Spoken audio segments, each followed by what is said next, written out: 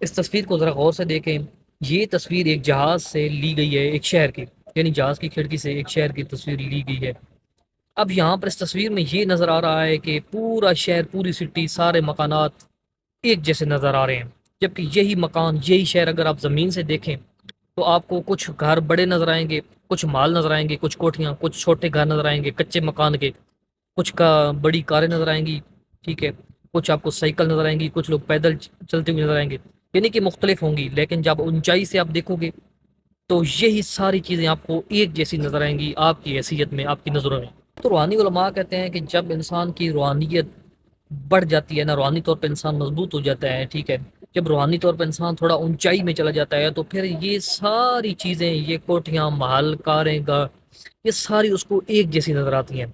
اس کو کوئی فرق نہیں پڑتا، یہ ساری چیزیں اس کو پست، حقیر نظر آئیں گی، جتنا اوپر جائے گا اتنی یہ چیزیں اس کو جو ہے نا وہ ایک جیسی اور چھوٹی چھوٹی،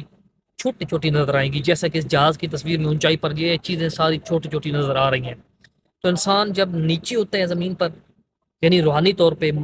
بہت کم ہوتا ہے، تو یہ ساری چیزیں بہت کچھ لگتی ہیں، دل میں بہت بڑی حسرت ہوتی ہے کہ یہ سب کچھ کاریں ہیں، سب کچھ کوٹیاں ہیں۔ جب اونچائی پہ جاتا ہے تو یہ ساری چیزیں ایک جیسی پست اور حقیر اور چھوٹی نظر آتی ہیں۔ تو اس لیے میرے بھائیوں، میرے دوستوں، یہ ماہ رمضان کا مہینہ ہے، اس کو اتنا ہلکا نہ لو، یہ روحانی طور پر اپنے آپ کو اس میں مضبوط کرو، اپنا تقوی بہتر کرو، اپنی روحانیت بہتر کرو، کیونکہ رسول اللہ نے کہا ہے کہ یہ ماہ رمضان اس طرح بہتر ہے سارے مہینوں سے، جس طرح میں رسول امت میں سارے بندوں سے بہتر ہوں۔ تو آپ لوگوں کا یہ فرض بنتا ہے کہ صرف یہاں پر اس ماہ رمضان کی اہمیت کو سمجھیں، اس میں اپنے آپ کو نیک بنائیں، روحانی طور پر مضبوط کریں، اتنا نیک بنائیں تاکہ اگلے ماہ رمضان تک، پورے سال تک جو ہے نا وہ